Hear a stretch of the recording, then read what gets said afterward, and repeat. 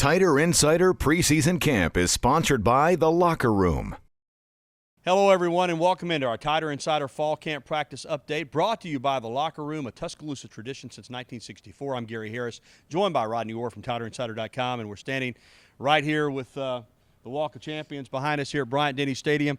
Probably about an hour and a half later than what we figured we'd be doing this update, but because of all the rain and lightning, the scrimmage had to be interrupted several times. But Nick Saban just addressed the media, and he seemed, weather aside, in fact, I think he may have even enjoyed the weather. He seemed pretty pleased with what went on out there today, Rod. Yeah, he had a lot of good positive things to say about the offense, no question about that. I think they were very productive. Gary running the football. He talked about the offensive line was very physical up front and the job that they did, so he seemed really pleased with the progress they've been making. He noted that Cam Robinson is playing really, really well, the true freshman at left tackle.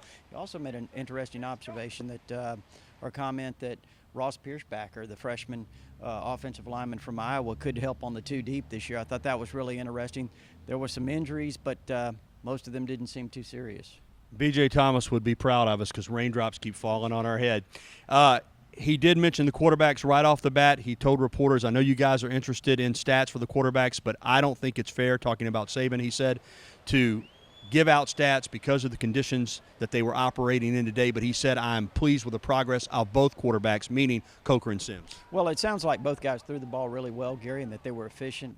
Not really sure how many turnovers as we didn't get those stats. But, again, it sounds like both guys performed well, managed the team well. He talked about the break that they had, the 40-minute break, coming back from that both the players, both quarterbacks, Coker and Sims, did really well in managing that after the break. So, he seemed generally pleased with their performance today. Coach was also asked about the defensive line. He said, coming in, we thought that was an area of depth, but without Ivory, without Reed, without A'Shawn Robinson, and also without Dalvin Tomlinson, who got his toe stepped on last night, those numbers were down a little bit. But he said Jonathan Allen, Darren Lake, and all the guys really performing well in that defensive front. Deshaun Hand came up with 4 tackles and a sack.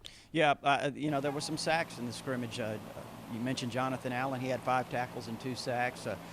You also mentioned Deshaun Hand. I heard he played really well at times, and even against the first-team offensive line, and he had a sack. That was good for the freshman, and some other guys up front were very productive. He talked about Darren Lake and the progress that he's made, which is really good because, he's been a backup to Brandon Ivory, and now he's a guy that can really contribute solidly in the middle, and they need that. They need as many guys as they can to be able to, contribute up front defensively, because he also talked about the difficulties of defending the no-huddle offense, these fast up-tempo teams, and having as many guys as possible that you can kind of rotate in there keeps everybody fresh, and that's one of the key ingredients to stopping the no-huddle.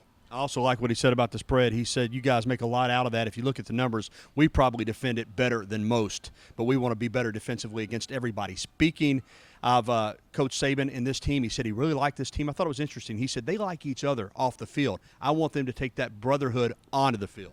Yeah, and he also talked about in that same comment, he also talked about the importance of the defense developing more in terms of the maturity, in terms of leadership and those types of things. He really complimented the offense in that area and thought that they were a little bit ahead of the defense in that respect.